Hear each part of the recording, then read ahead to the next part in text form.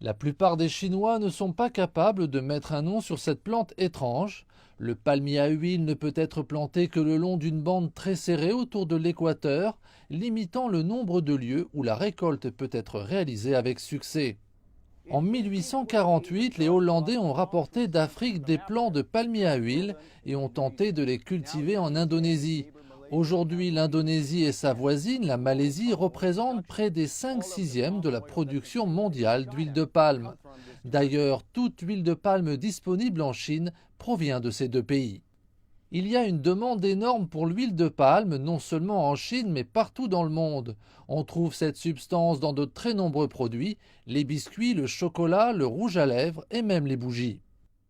Nous étions négociants en huile de palme sur le marché chinois, mais nous avons réalisé que nous devions changer notre stratégie parce que l'approvisionnement en matières premières et le pouvoir de tarification sont contrôlés par des sociétés étrangères.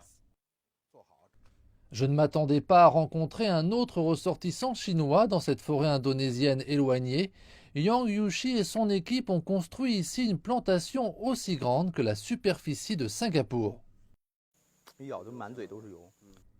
Jardy et le reste de son équipe ne travaillent que pendant la fraîcheur matinale car la chaleur de l'après-midi est trop forte. Pour la plupart d'entre nous, dans le village, c'est un premier emploi. Avant, on gagnait notre vie en vendant des légumes récoltés dans la forêt.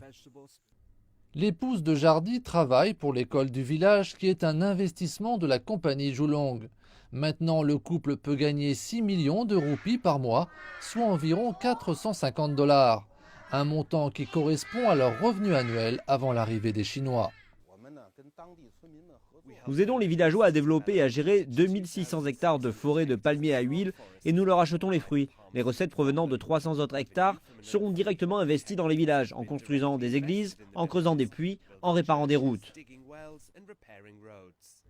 Mais les populations ne sont pas les seules à devoir être bien traitées, l'environnement doit aussi l'être.